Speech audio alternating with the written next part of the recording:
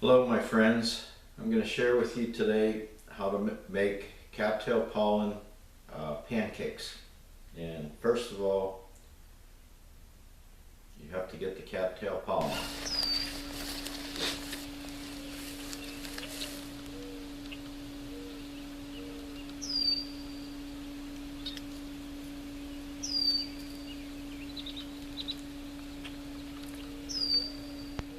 The cattail pollen is at the topmost of the cattail spike. Here you can see I place the cattail head inside a plastic Ziploc bag and tap on the bag and it releases most of the pollen.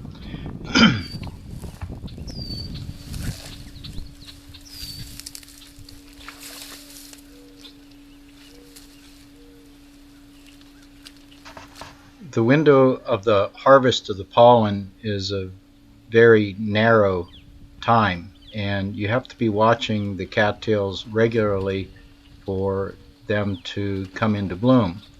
And the cattail bloom itself varies amongst the individual cattails, and what I noticed even on my pond, the western side is later than the eastern side. The eastern side, all the pollen is finished.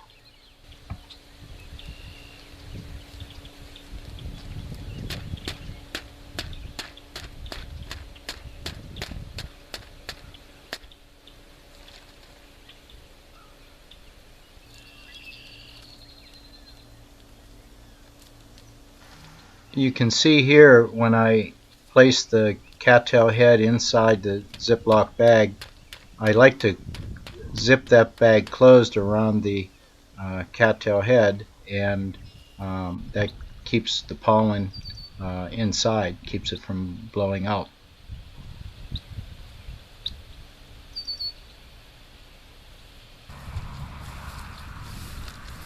Most all the cattail plant is edible, and here you can see right below the pollen head is the female part, which will produce the seeds. At this time of the year, that part is edible.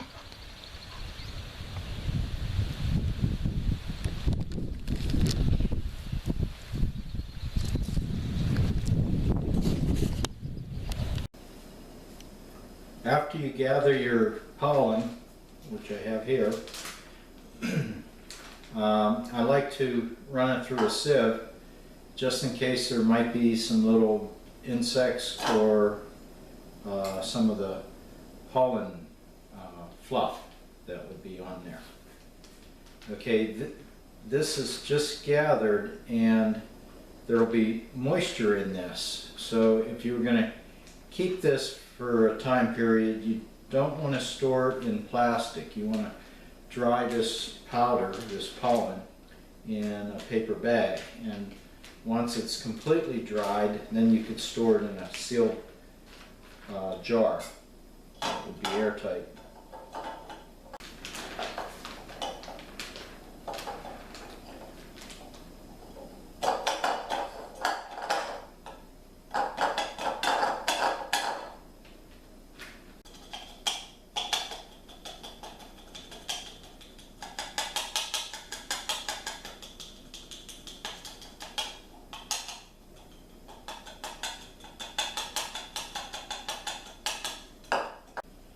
Here's fluff and one crawling insect.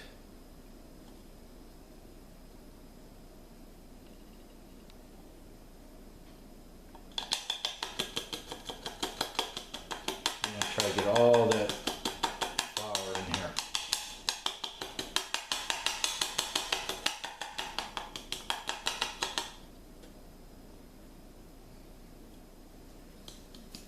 And right there we have 1/3 of a cup. That's enough to make pancakes in the morning. So see you in the morning. Pancake recipe is relatively simple. It calls for about 1/2 cup, which I have 1/3 cup of pollen and a half a cup of flour. And I use the spelt flour. I think it's an ancient grain, and it's a little healthier. So basically the recipe is about equal parts flour and pollen, and it requires about 1 cup total. So we're just going to mix it about a cup. Pretty close.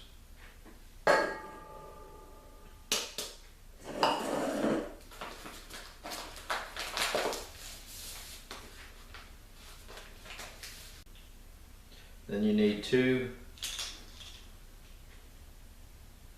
teaspoons of baking powder. And with this I use the Rumford, which doesn't have aluminum in it. So aluminum is a bad thing to be consuming. It's finding that it could be related to Alzheimer's. So we stay away from the aluminum. 1/4 teaspoon of salt, and I use, that's enough, I use sea salt.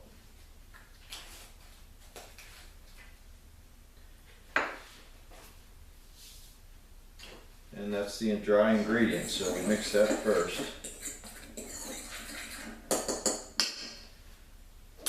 Then we need 1 egg.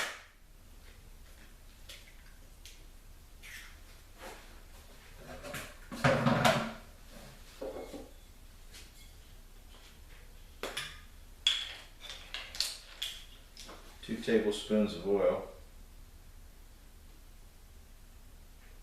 And here I'm using olive oil.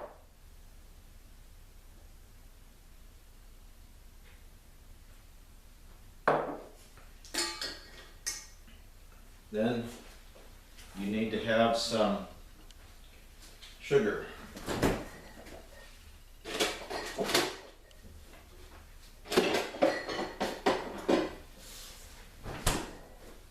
I don't use sugar. Use honey. I use honey or maple syrup. Now I normally would prefer honey, but it doesn't mix that readily. And you need a tablespoon of this. The maple syrup will mix quicker. That's it. Mix that up and ready to cook.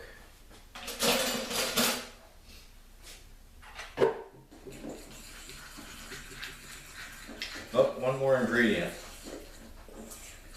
We need a cup of milk. It's pretty dry. Milk, I use almond.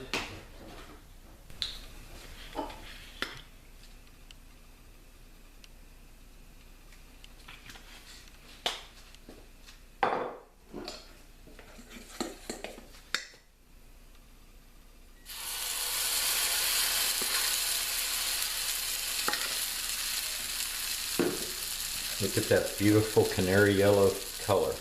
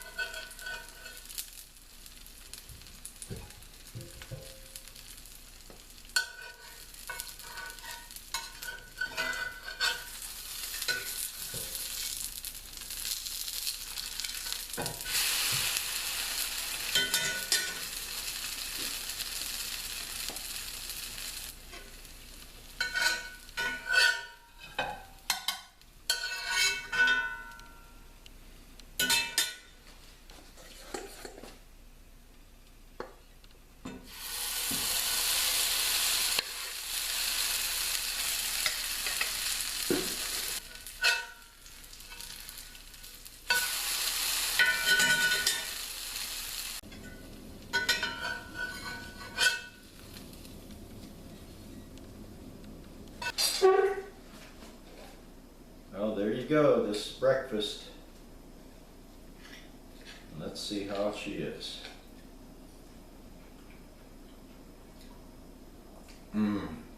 That is unbelievably good. Well worth the effort of picking that pollen.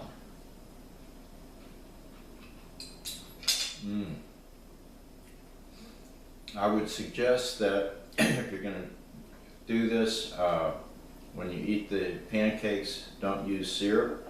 I think it'll cover the flavor of the pancake, of the pollen.